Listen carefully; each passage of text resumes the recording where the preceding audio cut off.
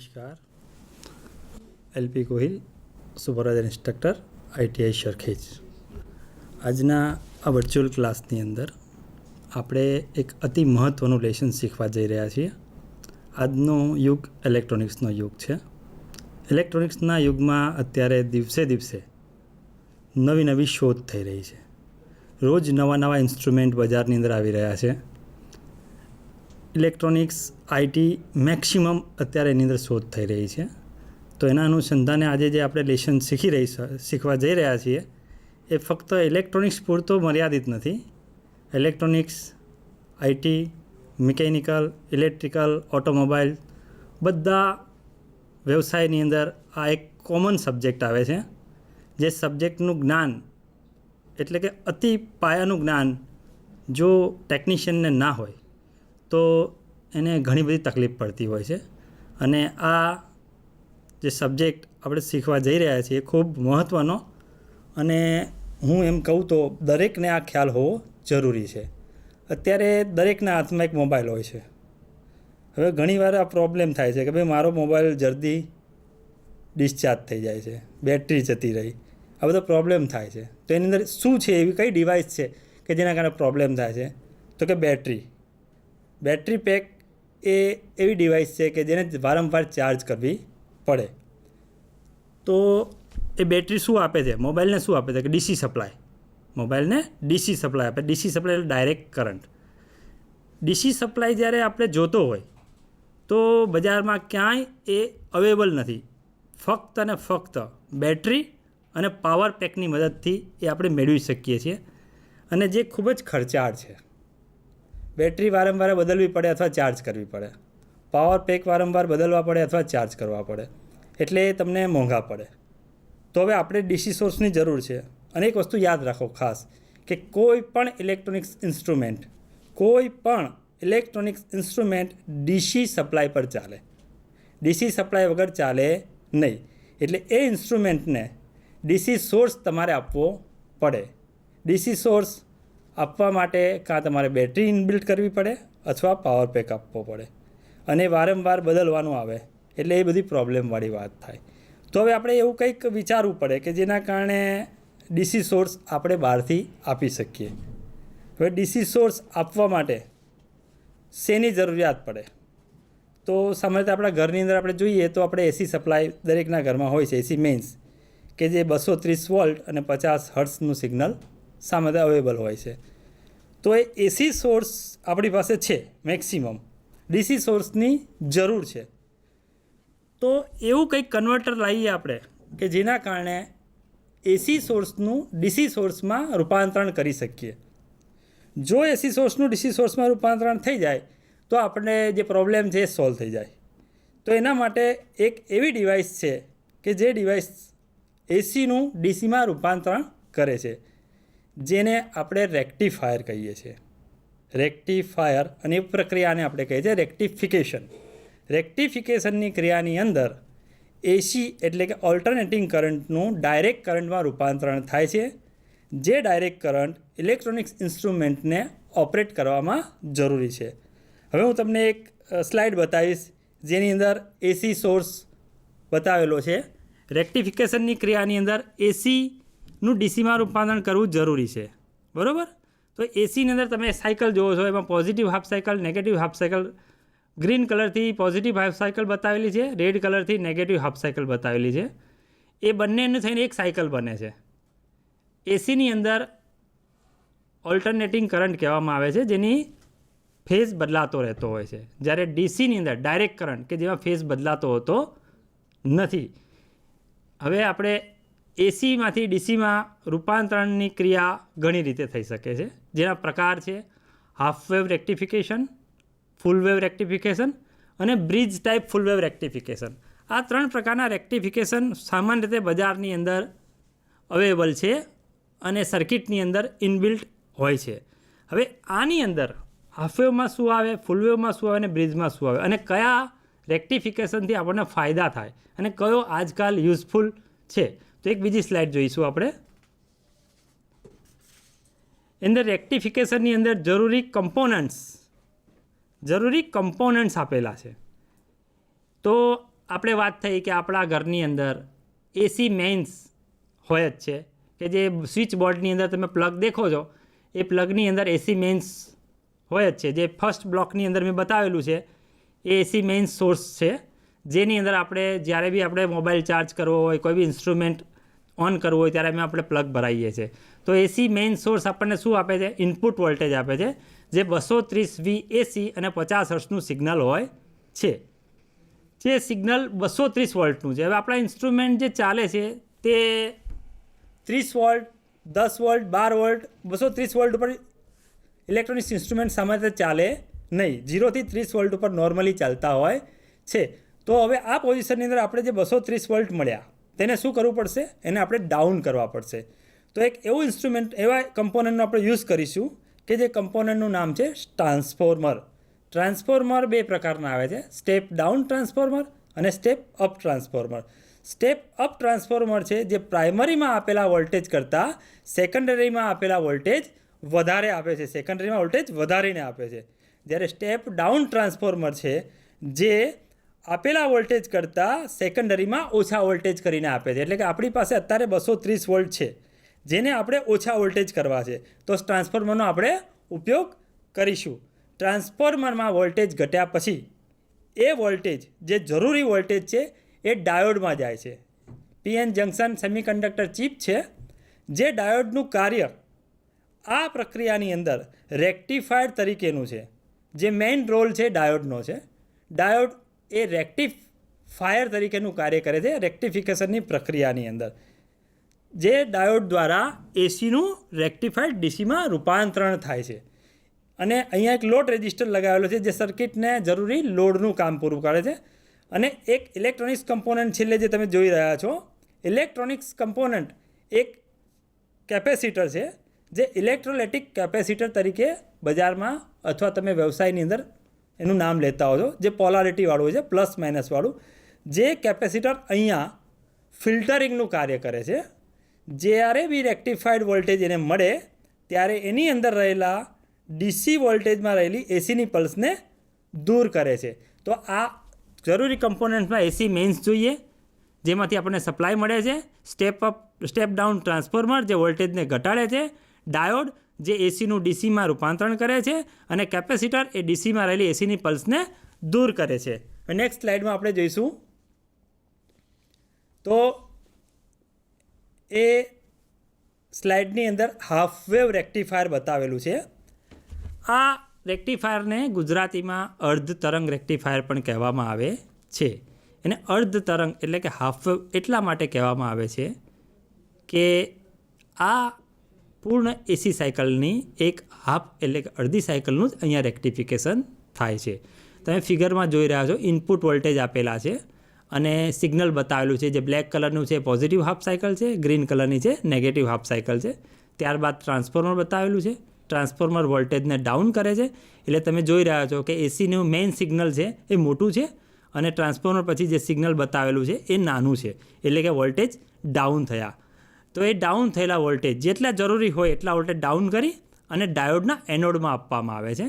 જ્યારે ડાયોડ એનું પોતાનું કાર્ય કરે છે અને એસી સિગ્નલનું ડીસીમાં એટલે કે રેક્ટિફાઈડ સિગ્નલમાં રૂપાંતરણ કરે છે. લોડ રેઝિસ્ટર ઉપરથી આપણને એના આઉટપુટ મળે છે. તમે ગ્રાફમાં જોઈ રહ્યા છો, ઇનપુટ વોલ્ટેજ આપણે આપેલા છે, એમાં બ્લેક પોઝિટિવ હાફ સાયકલ છે અને ગ્રીન નેગેટિવ હાફ સાયકલ છે. જે અર્ધ તરંગ રેક્ટિફાયરની અંદર ફક્ત અને ફક્ત પોઝિટિવ હાફ સાયકલનું જ રેક્ટિફિકેશન થાય છે. એ આપણે નીચે અર્ધ તરંગ રેક્ટિફાયરનો આઉટપુટ બતાવેલો છે. એની અંદર અડધી સાયકલનું રેક્ટિફિકેશન થાય છે અને અડધી સાયકલનું રેક્ટિફિકેશન થતું નથી. તેથી આ રેક્ટિફાયરને અર્ધ તરંગ રેક્ટિફાયર કહેવામાં આવે છે. અને આની અંદર મળતો આઉટપુટ એ ત્રુટક પ્રકારનો છે, કારણ કે એક ડાયોડનો ઉપયોગ થયેલો છે. હવે આપણે ફૂલ વેવ રેક્ટિફાયર જોઈશું.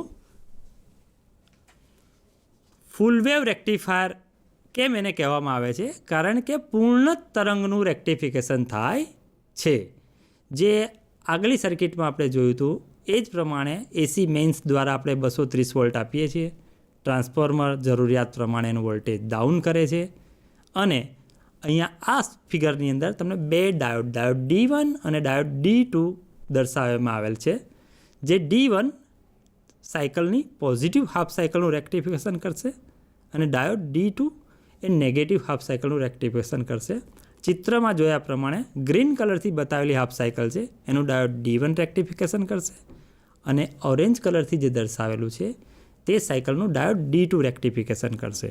એટલે જ્યારે પોઝિટિવ હાફ સાયકલ આવશે ત્યારે ડાયોડ D1ના એનોડમાં જશે અને કેથોડમાંથી એ સાયકલનું રેક્ટિફિકેશન થઈ અને તમને જોવા મળશે. ત્યારબાદ જે નેગેટિવ હાફ સાયકલ આવી તે ડાયોડ D2ના એનોડમાં જશે અને D2ના કેથોડમાંથી તેનું આઉટપુટ મળશે અને જોવા મળશે. જો તમે સિગ્નલ્સમાં જોઈ શકો છો ગ્રાફની અંદર, જ્યારે આપણે ઇનપુટ વોલ્ટેજ આપ્યા છે તે મોટા છે, પછી ડાયોડ D1ની અંદર ગ્રીન કલરથી બતાવેલું છે એટલે એ પોઝિટિવ હાફ સાયકલનું રેક્ટિફિકેશન થયું.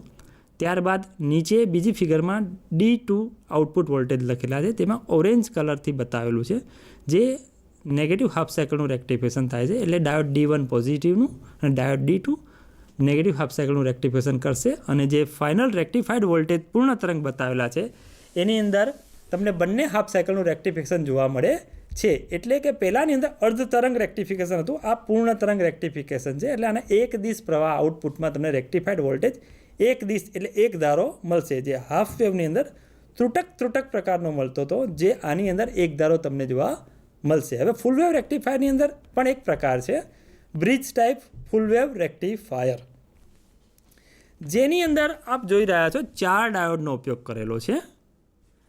4 ડાયોડની મદદથી આ bridge type full wave rectifier બનાવેલું છે.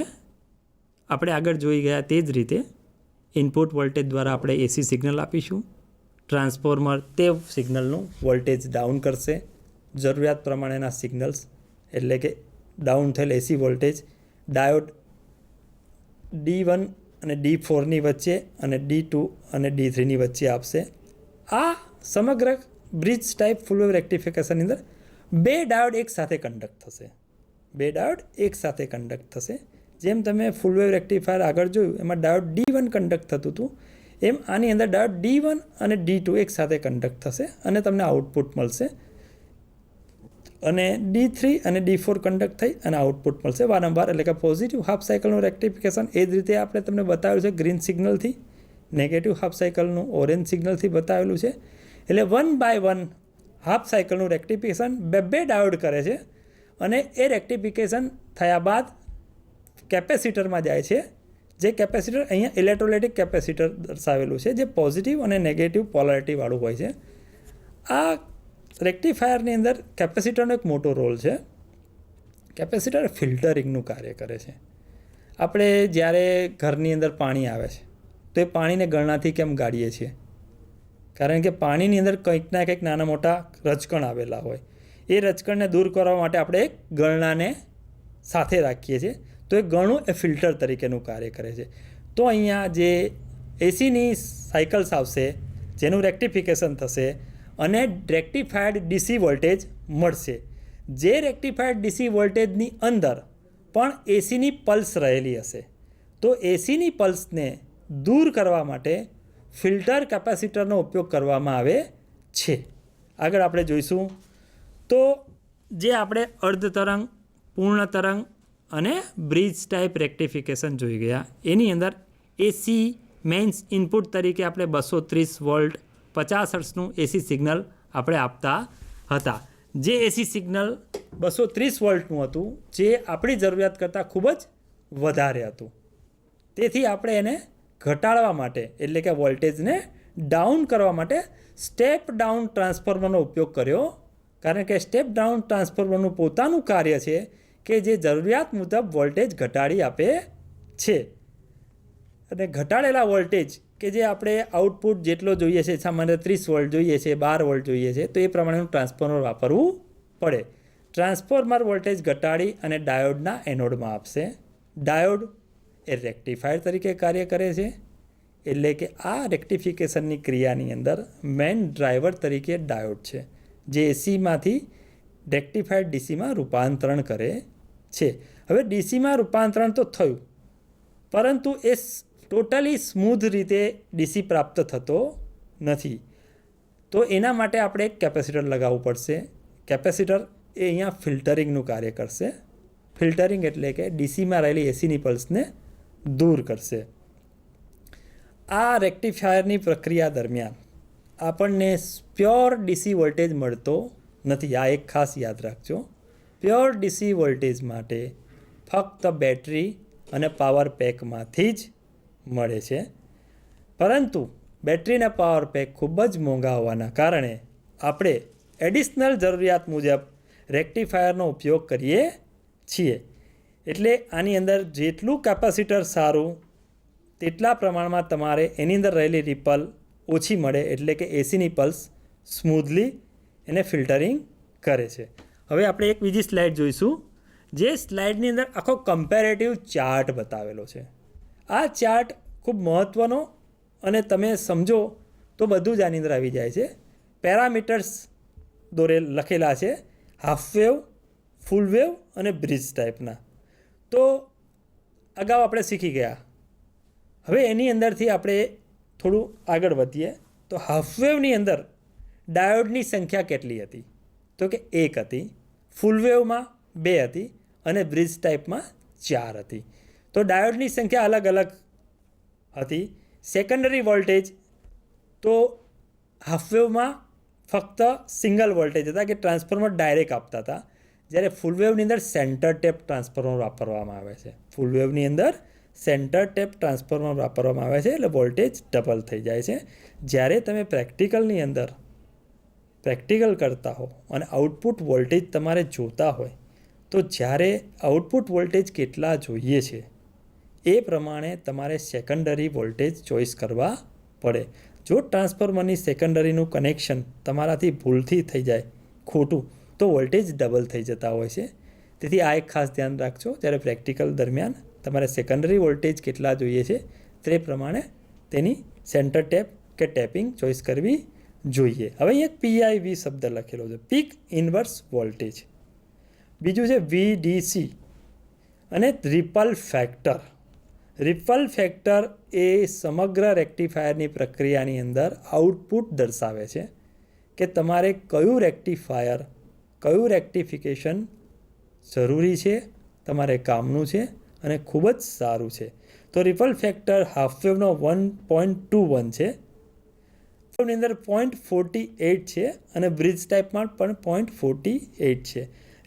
રિપલ ફેક્ટર જેટલો નીચો એટલું એનું આઉટપુટ સારું અને તમને સ્મૂધ એસી મળ્યો કહેવાય. રેક્ટિફિકેશન એફિશિયન્સી, તો એ રેક્ટિફિકેશન હાફ વેવ રેક્ટિફાયર 40% એની એફિશિયન્સી છે. એની સરખામણીમાં ફૂલ વેવની એફિશિયન્સી 81.2% છે. એટલે કે ફૂલ વેવની એફિશિયન્સી ખૂબ જ વધી જાય છે. સામાન્ય રીતે એમાં 2 ડાયોડ વાપરેલા છે. Positive half cycle, negative half cycle બંનેનું રેક્ટિફિકેશન થાય છે. એક દિશ પ્રવાહ મળે છે, તેથી તેની એફિશિયન્સી વધારે છે. અને નીચે TUF લખેલું છે, transformer utilization factor. Transformer utilization factor half વેવની અંદર 0.21 છે, ફૂલ વેવની અંદર 0.693 છે અને બ્રિજની અંદર 0.812 છે. આ ચાર્ટ દરમિયાન તમે નિહાળી શકો છો કે ચાર્ટની અંદર રિપલ ફેક્ટર એના આધારિત આપણે નક્કી કરીએ કે આપણે કયું રેક્ટિફિકેશન સારું. તો હાફ વેવ કરતાં ફૂલ વેવની અંદર રિપલ ફેક્ટર નીચો છે. રિપલ એટલે ડીસી, રેક્ટિફાયર ડીસીની અંદર રહેલી એસીની નાની નાની પલ્સ, જે એસી હજી છે જ, એને સ્મૂધલી જેટલા એસીની પલ્સને દૂર કરી શકો તમે, એટલું તમારું રેક્ટિફિકેશન ક્રિયા સારી કહેવાય અને રેક્ટિફાયર સારું ગણાય. તેથી જ્યારે બી તમે તમારી ક્રિયાની અંદર રિપલ ફેક્ટર નીચો લાવી શકો એટલું તમારું રેક્ટિફિકેશન સારું. રિપલ ફેક્ટરને નીચો લાવવા માટે ફિલ્ટરિંગ કેપેસિટર પર આધારિત છે. ફિલ્ટરિંગ કેપેસિટર તમે કયું વાપરેલું છે એના ઉપર રિપલ ફેક્ટર નીચું જાય છે. સારા પ્રકારનું ઉચ્ચ ગુણવત્તાનું ફિલ્ટર કેપેસિટર વાપરવાથી રિપલ ફેક્ટર નીચો જાય છે. રિપલ ફેક્ટર નીચો જવાથી રેક્ટિફાયર ડીસીમાં રહેલી રિપલ એટલે કે એસીની પલ્સો ખૂબ જ ઓછી હોય છે, એટલે સ્મૂધ ડીસી, સારો ડીસી આઉટપુટ આપણે એને કહી શકીએ. હવે આપણે આગળની સ્લાઇડમાં જોઈએ તો હવે આની અંદર પ્રશ્નો આપેલા છે. અત્યારે નવા સિલેબસ મુજબ આપણે શીખી રહ્યા છીએ. થિયરીનું લેસન પહેલાં આવતું હતું, પ્રેક્ટિકલ ડેમોન્સ્ટ્રેશન થતું હતું, પરીક્ષાની અંદર તમે ડિસ્ક્રિપ્ટિવ થિયરી લખતા હતા. તો હવે ડિસ્ક્રિપ્ટિવ થિયરી નીકળી ગઈ છે, OMR ટેસ્ટ આવી ગઈ છે. તમને મલ્ટિપલ વિકલ્પ આપવામાં આવે છે. મલ્ટિપલ વિકલ્પમાંથી કોઈ એક વિકલ્પ પસંદ કરી અને તમે એને નક્કી કરો છો કે આ પ્રશ્નનો જવાબ શું છે. એટલે આપણે દરેક લેસનના અંતે જો આ પ્રકારની થોડી પ્રશ્નોની મહાવરા રાખીશું તો તમને 100% આઉટપુટ પૂરેપૂરો મળશે. ઉપરાંત આ પ્રશ્નો દ્વારા આપણે જે કંઈ શીખ્યા તેની સમરી પણ થઈ જાય છે. હવે પ્રશ્ન નંબર 1 છે, આપણા ઘર વપરાશમાં કયા સોર્સનો ઉપયોગ થાય છે? તો આપણા ઘર વપરાશની અંદર તમે ક્યારે બી બેટરી ચાર્જર લગાવો, ટીવી લગાવો, તમારું મિક્સર લગાવો, એની વન ઇન્સ્ટ્રુમેન્ટ લગાવો તો એ તમે પ્લગમાં લગાવો છો, બરાબર? તો એ પ્લગમાંથી શું તમને પ્રાપ્ત થાય છે, એટલે કે શું મળે છે? તો એની અંદર આપણને 230V AC અને 50 હર્ટ્ઝનું સિગ્નલ મળે છે. એટલે પહેલા પ્રશ્નનો જવાબ છે 230V AC 50 હર્ટ્ઝ. હવે પ્રશ્ન નંબર 2 જોઈએ. બેટરી અને પાવર પેક એ કયા સોર્સ છે? બેટરી અને પાવર પેક એ DC સોર્સ છે. સ્મૂધ DC પ્રાપ્ત થાય છે એના દ્વારા, જે બજારની અંદર મેન્યુફેક્ચર થયા બાદ જ આપણને મળે છે, જે ફક્ત રિપ્લેસ કરી શકાય છે અથવા તેને ચાર્જ કરી શકાય છે. તો બીજા પ્રશ્નનો જવાબ છે DC સોર્સ. બેટરી અને પાવર પેક એ સ્મૂથ DC આપણને આપે છે. હવે પ્રશ્ન નંબર 3, સ્ટેપ ડાઉન ટ્રાન્સફોર્મરનું કાર્ય શું છે? અગાઉ આપણે શીખી ગયા કે ટ્રાન્સફોર્મર 2 પ્રકારના આવે છે, સ્ટેપ ડાઉન અને સ્ટેપ અપ. આ પ્રશ્ન છે આપણો. સ્ટેપ ડાઉન ટ્રાન્સફોર્મર એ શું કરે છે? વોલ્ટેજને ઘટાડે છે. આગલા પ્રશ્નમાં જોઈએ, રેક્ટિફિકેશન એટલે શું? રેક્ટિફિકેશન એટલે કે એસીમાંથી રેક્ટિફાઈડ ડીસીમાં રૂપાંતરણ કરવાની ક્રિયાને રેક્ટિફિકેશન કહેવામાં આવે છે. હવે રેક્ટિફિકેશન એ આખી પ્રક્રિયાનું નામ છે, જેમાં મેઇન્સ ટ્રાન્સફોર્મર વોલ્ટેજ ડાઉન કરે છે, ડાયોડ રેક્ટિફાયરનું કાર્ય કરે છે, કેપેસિટર ફિલ્ટરિંગનું કાર્ય કરે છે, અને આખી પ્રક્રિયાને રેક્ટિફિકેશન કહેવામાં આવે છે. એટલે આખી પ્રક્રિયા એ એસી સોર્સનું ડીસી સોર્સમાં રૂપાંતરણ કરે છે. આગલા ક્વેશ્ચનની અંદર રેક્ટિફિકેશનમાં રેક્ટિફાયર તરીકે કયો કમ્પોનન્ટ્સ કાર્ય કરે છે? આ સમગ્ર રેક્ટિફિકેશનની ક્રિયાની અંદર જે મેઇન કમ્પોનન્ટ છે એ છે ડાયોડ. ડાયોડ એ ડ્રાઈવર છે. આ સમગ્ર સર્કિટનું સંચાલન ડાયોડ દ્વારા થાય છે. ડાયોડ એ રેક્ટિફાયર છે, એટલે કે એસીનું ડીસીમાં રૂપાંતરણ કરે છે. અહીંયા PN જંકશન ડાયોડ ઉપયોગમાં લેવાયેલો છે. ડાયોડ ઘણા બધા પ્રકારના આવે છે, દરેકના કાર્ય પ્રમાણેનો ઉપયોગ થતો હોય છે. અહીંયા રેક્ટિફિકેશનમાં ઉપયોગી હાઈ પાવર, લો પાવર ડાયોડોનો ઉપયોગ થતો હોય છે. જો તમારે નાના સિગ્નલનો ઉપયોગ રેક્ટિફિકેશનમાં કરવાનો હોય તો એ લો પાવર ડાયોડનો ઉપયોગ કરી શકો છો. પરંતુ DC મોટર ચલાવવી હોય, એટલે DC મોટર ચલાવવી હોય તો એને DC સોર્સની જરૂર પડે. DC સોર્સ બજારમાં ઉપલબ્ધ નથી, તેથી એસી સોર્સમાંથી DC સોર્સમાં રૂપાંતરણ કરવું પડે. હવે DC સોર્સમાં રૂપાંતરણ કરવા માટે ફરીથી એ જ પ્રક્રિયા રેક્ટિફિકેશનની ક્રિયા કરવી પડે. તો તે જગ્યા પર હાઈ પાવર હોય, 230 વોલ્ટ 3 ફેઝ ઉપર ચાલતી મોટર હોય તો એની અંદર હાઈ પાવર ડાયોડનો ઉપયોગ કરવામાં આવે છે. એટલે કે રેક્ટિફિકેશનની ક્રિયાની અંદર રેક્ટિફાયર તરીકે ડાયોડનો ઉપયોગ થાય છે. પ્રશ્ન number 6, half wave, full wave અને bridge. Full wave, half wave એટલે અર્ધ તરંગ, ફૂલ વેવ એટલે પૂર્ણ તરંગ. રેક્ટિફાયરમાં અનુક્રમે કેટલા ડાયોડ વપરાય છે? આ સમગ્ર પ્રક્રિયાની અંદર હાફ વેવની અંદર એક ડાયોડ ઉપયોગમાં લેવાય છે, જેથી ફક્ત પોઝિટિવ હાફ સાયકલનું રેક્ટિફિકેશન થાય છે અને તમને તૂટક પ્રવાહ મળે છે. ફૂલ વેવ રેક્ટિફાયરની અંદર 2 ડાયોડનો ઉપયોગ થાય છે, એટલે પોઝિટિવ હાફ સાયકલનું ડાયોડ D1 કાર્ય કરે છે, નેગેટિવ હાફ સાયકલમાં ડાયોડ D2 કાર્ય કરે છે, અને તમને એક દિશ એટલે કે પૂરેપૂરો પ્રવાહ મળે છે. અને બ્રિજ રેક્ટિફાયર એ ફૂલ વેવ રેક્ટિફાયરનો જ એક પ્રકાર છે, પરંતુ એમાં 4 ડાયોડનો ઉપયોગ કરેલો હોય છે. એટલે 4 ડાયોડમાં ડાયોડ જોડીમાં કામ કરે છે. 2 ડાયોડ એક હાફ સાયકલનું રેક્ટિફિકેશન કરી અને આઉટપુટ આપે છે. તેથી અર્ધ તરંગ એટલે કે હાફ વેવમાં 1 ડાયોડ, ફૂલ વેવમાં 2 ડાયોડ અને બ્રિજ ટાઈપ ફૂલ વેવ રેક્ટિફાયરમાં 4 ડાયોડનો ઉપયોગ થાય છે. રેક્ટિફિકેશનમાં ફિલ્ટર તરીકે કયો કમ્પોનન્ટ વપરાય છે? રેક્ટિફિકેશન એટલે એસીમાંથી ડીસીમાં રૂપાંતરણ. હવે ડાયોડે જે ડીસીમાં રૂપાંતરણ કર્યું એની અંદર એસીની પલ્સ રહેલી છે, એને આપણે રિપલ કહીએ છીએ. તો એ રિપલને મેક્સિમમ દૂર કરવી છે આપણે, કે જેથી આપણને સ્મૂથ ડીસી પ્રાપ્ત થાય. તો સ્મૂથ ડીસી પ્રાપ્ત કરવા માટે ફિલ્ટર તરીકે ઇલેક્ટ્રોલાઇટિક કેપેસિટરનો ઉપયોગ કરવો પડે છે. ઇલેક્ટ્રોલાઇટિક કેપેસિટરના ઉપયોગથી ડીસીમાં રહેલી એસીની પલ્સને દૂર કરી શકાય છે. એટલે ઇલેક્ટ્રોલાઇટિક કેપેસિટર એ ફિલ્ટર તરીકેનું કાર્ય કરે છે. પીઆઈવીનું પૂરું નામ પીક ઇન્વર્સ વોલ્ટેજ, ટીયુએફનું પૂરું નામ ટ્રાન્સફોર્મર યુટિલાઇઝેશન ફેક્ટર છે. જે આપણે આ બે શબ્દો એ થોડા તમને ભારેખમ લાગશે, પરંતુ એ કોઈ ભારે નથી. અત્યારે તમે સેમેસ્ટર 1નું રેક્ટિફિકેશન કન્ફિગરેશન શીખી રહ્યા છો. જ્યારે તમે સેમ 2, સેમ 3 અને સેમ 4માં જશો ત્યારે આની અંદર ઘણા બધા રેક્ટિફિકેશન એડ થશે, રેગ્યુલેટર એડ થશે, આઈસી ટાઈપ ઘણું બધું એડ થવાનું છે. ત્યારે આ પીઆઈવી, ટીયુએફ, રિપલ ફેક્ટર એ બધાના ડીપની અંદર તમને અભ્યાસ કરવા મળશે. હવે છેલ્લો પ્રશ્ન હતો આપણો કે ડીસી સપ્લાયની ફ્રીક્વન્સી કેટલી હોય છે? મેં તમને કીધું કે એસી મેઇન સોર્સની અંદર 230 વોલ્ટ એસી અને 50 હર્ટ્ઝ ફ્રીક્વન્સી હોય છે. તો પ્રશ્ન થાય કે ડીસી સોર્સની ફ્રીક્વન્સી કેટલી? તો મિત્રો આ ખાસ યાદ રાખજો, તમે ઇલેક્ટ્રોનિક્સવાળા છો, ઇલેક્ટ્રોનિક્સમાં આગળ વધવાના છો. ડીસી સોર્સની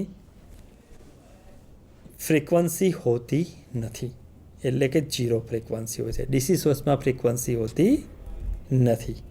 એટલે આ આખી પ્રક્રિયાને આપણે એકવાર ફરીથી જોઈ જઈએ. રેક્ટિફિકેશન એટલે એસીમાંથી ડીસીમાં રૂપાંતરણ કરવાની ક્રિયાને રેક્ટિફિકેશન કહેવામાં આવે છે. રેક્ટિફાયર તરીકે રેક્ટિફિકેશન ક્રિયામાં ડાયોડનો ઉપયોગ થાય છે. ડાયોડ જે ડીસી રેક્ટિફાઈડ સિગ્નલ આપે છે, જેને ફિલ્ટરિંગનું કાર્ય કેપેસિટર કરે છે, જેને ફિલ્ટર કેપેસિટર કહેવામાં આવે છે. એસી મેઇન સોર્સમાંથી મળતા સિગ્નલ જે વધારે વોલ્ટેજના છે, જેને વોલ્ટેજ ડાઉન કરવાનું કાર્ય સ્ટેપ ડાઉન ટ્રાન્સફોર્મર કાર્ય કરે છે. અને લોડ તરીકે રેઝિસ્ટરનો ઉપયોગ થયેલો છે. આ સમગ્ર પ્રક્રિયાની અંદર આટલા કમ્પોનન્ટ કાર્ય કરે છે. આ એક પ્રાથમિક તબક્કાનું કન્ફિગરેશન હતું, હાફ વેવ, ફૂલ વેવ અને બ્રિજ ટાઈપ. આગલા સેમેસ્ટરોમાં પણ આપણે ખૂબ જ ડીપમાં જવાનું છે. પાયાનું જ્ઞાન ન મેળવી શકીએ તો આગલું જ્ઞાન આપણે મેળવી શકતા નથી. હવે હું તમને આગળ જે આના પછીનું લેસન છે કે જે રેક્ટિફિકેશન થઈ ગયું, ફિલ્ટરિંગ થઈ ગયું, હવે રિપલ શબ્દ આવ્યો. તો રિપલ શું છે? રિપલ ફેક્ટર શું છે? રિપલ અને રિપલ ફેક્ટરનો પ્રશ્ન આગલા લેસનમાં આપણે ચર્ચા કરીશું. હવે હું તમને જે પ્રશ્નો હતા એની આન્સર કી બતાવું છું, જે તમે જોઈ શકો છો. આન્સર કીની અંદર પ્રશ્ન 1માં 230 VAC 50 હર્ટ્ઝનો જવાબ હતો, 2માં ડીસી સોર્સ, 3માં વોલ્ટેજ ઘટાડવાનું કાર્ય કરે છે, 4માં એસીમાંથી ડીસીમાં રૂપાંતરણનું કાર્ય કરે છે, 5 રેક્ટિફાયર તરીકે ડાયોડ છે, 6 હાફ વેવમાં 1, ફૂલ વેવમાં 2 અને બ્રિજમાં 4 ડાયોડનો ઉપયોગ થાય છે. ઇલેક્ટ્રોલાઇટિક કેપેસિટર ફિલ્ટર તરીકેનું કાર્ય કરે છે. ડીસીમાં રહેલી એસીની પલ્સને દૂર કરવાનું કાર્ય કરે છે, એને ફિલ્ટર કહેવામાં આવે છે. પીઆઈવી એટલે પીક ઇન્વર્સ વોલ્ટેજ અને ટીયુએફ ટ્રાન્સફોર્મર યુટિલાઇઝેશન ફેક્ટર. આ પ્રશ્ન તમારે એબ્રિવિએશનમાં આવશે. અને ડીસી વોલ્ટેજની અંદર ફ્રીક્વન્સી હોતી નથી. મિત્રો, રેક્ટિફિકેશન ખૂબ જ જરૂરી છે. આ પ્રક્રિયા આપણા સામાન્ય જીવનમાં વણાયેલી છે. જો તમારે ટેકનિશિયન તરીકે આગળ વ્યવસાયમાં આગળ વધવું છે તો કોઈ પણ ઇન્સ્ટ્રુમેન્ટ તમે ચાલુ કરવા જશો અને નહીં થાય, એટલે કે સ્વિચ પાડી અને ઇન્સ્ટ્રુમેન્ટ ચાલુ થયું નહીં, તો એ શું પ્રોબ્લેમ હશે? તો કે પહેલો પાયાનો પ્રોબ્લેમ પાવર સપ્લાયમાં હશે. તો પાવર સપ્લાય એ જ રેક્ટિફિકેશન પાવર સપ્લાય સેક્શનની અંદર જુદા જુદા પ્રકારના રેક્ટિફાયરનો ઉપયોગ કરવામાં આવ્યો છે. અર્ધ તરંગ, પૂર્વ તરંગ, બ્રિજ ટાઈપ, SMPS, એવા નવા નવા અલગ અલગ જાતના કમ્પોનન્ટ જે ઇન્સ્ટ્રુમેન્ટ જે પ્રકારનું છે એ પ્રકારે એમાં ઉપયોગ કરેલો હોય છે. એટલે ક્યારે બી ટેકનિશિયન તરીકે જો તમે વ્યવસાયમાં આગળ વધી રહ્યા છો તો ટેકનિશિયનને સૌથી મોટો પ્રશ્ન પાવર સપ્લાયનો આવશે. ઇન્સ્ટ્રુમેન્ટ બંધ થઈ ગયું છે એટલે પાવર સપ્લાય નથી. તો એસી મેન્સમાં પાવર સપ્લાય મળે છે? હા. તો કે કોડ વાયરવાળા એ પાવર સપ્લાય ઇન્સ્ટ્રુમેન્ટને મળતો નથી, એટલે ઇન્સ્ટ્રુમેન્ટ ચાલતું નથી. તમારું ગમે તેટલું મોંઘું ઇન્સ્ટ્રુમેન્ટ હશે મિત્રો, એ કોઈ કામનું નથી. કેમ? તો કે ડીસી સોર્સ નથી, પાવર સપ્લાય નથી. એટલા માટે ઇન્સ્ટ્રુમેન્ટને ડીસી સોર્સ, પાવર સપ્લાય આપવો જરૂરી છે. અને 50% પાવર સપ્લાયના જ પ્રોબ્લેમ આવતા હોય છે. ક્યાંય પણ રિપેરિંગમાં જાઓ ત્યારે તમારે પહેલું અને પ્રાથમિક રીતે પાવર સપ્લાયથી જ ટેસ્ટિંગ કરવું પડે. જો પાવર સપ્લાય પૂર્ણ રીતે ઇન્સ્ટ્રુમેન્ટને મળતો હોય તો જ ઇન્સ્ટ્રુમેન્ટની અંદર ઇન્ટરનલ નાનો મોટો પ્રોબ્લેમ હોઈ શકે. જ્યારે ઇન્સ્ટ્રુમેન્ટ ટોટલી ડેડ હોય ત્યારે એ પાવર સપ્લાયમાં પ્રોબ્લેમ હોય છે. તો એવા સમયે તમને આ લેસન ખૂબ જ જરૂરી છે. અને આના ઉપરથી તમે પ્રેક્ટિકલની અંદર હાફ વેવ, ફૂલ વેવ અને બ્રિજની સર્કિટ બનાવશો. સર્કિટ બનાવ્યા પછી તમે એનું ટેસ્ટિંગ કરશો અને ત્યારબાદ આગળ ડીપમાં તમે જશો. ત્યારે તમને ખબર પડશે કે પાવર સપ્લાય ખૂબ મહત્ત્વનું છે. હવે છેલ્લે આપણે એક સમરી લઈ લઈએ. રેક્ટિફિકેશન એટલે એસીમાંથી ડીસીમાં રૂપાંતરણની ક્રિયા. એસીમાંથી ડીસીમાં રૂપાંતરણની ક્રિયા કરે છે ડાયોડ, એટલે કે આપણે એને રેક્ટિફાયર કહીએ છીએ. રેક્ટિફાયર ડીસીમાં રહેલી એસીની પલ્સને ફિલ્ટર, કેપેસિટર દૂર કરે છે. ફિલ્ટર તરીકે કેપેસિટર કાર્ય કરે છે. અને આ રેક્ટિફિકેશન ક્રિયા બાદ આપણને જરૂરિયાત પ્રમાણેનો ડીસી સોર્સ મળે છે. મને આશા છે કે આ લેક્ચરના અંતે આપ પાયાનું જ્ઞાન મેળવી શક્યા હશો. આ લેક્ચર મેં મારી મૌલિકતા પ્રમાણે લીધેલું છે, તેથી હું આશા રાખું કે આપને સરળ અને શાંતિથી સમજાયું હશે. નમસ્કાર, ધન્યવાદ, આભાર.